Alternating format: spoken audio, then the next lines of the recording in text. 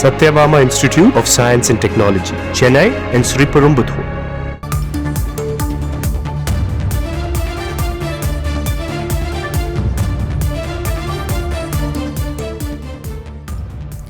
தைலாபுரம் தோட்டத்தில் பாமக பொதுக்குழு நடைபெற வாய்ப்பு இருக்குமா என்ற கேள்வி எழுந்திருக்கிறது. முக்கிய செய்தியாக பார்த்து கொண்டிருக்கிறோம்.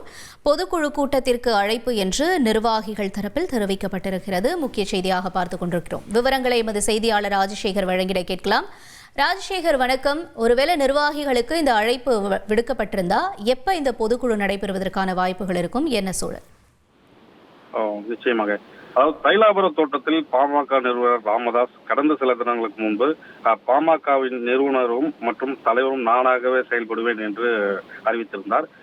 அன்புமணி, தற்பொழுது உள்ள தலைவர் அன்புமணி செயல் தலைவராக இருப்பார் என்று பரபரப்பாக பேட்டி எடுத்தார்.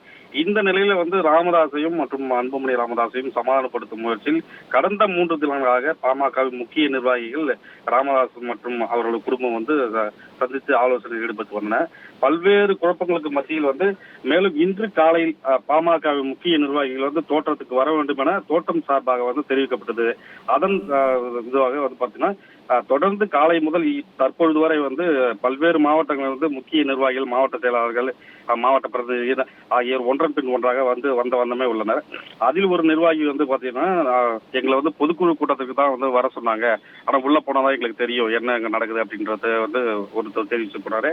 இந்நிலையில் அந்த ஆலோசனை கூட்டத்தில் பாத்தீங்கன்னா அவசர பொதுக்குழு கூட்டம் நடத்த ராமதாஸ் முடிவு செய்து உள்ளதாகவும் தகவல் வெளியாகியுள்ளது தற்பொழுது. மேலும் இந்த தகவலானது உறுதி செய்யப்பட்டால் நாளை நாளை இந்த பொதுக்குழு கூட்டமானது நடைபெறும் என்று தெரிவிக்கப்பட்டுள்ளது. தகவல்களுக்கு நன்றி Rajasekar. Satyabama Institute of Science and Technology, Chennai and Sriperumbudur.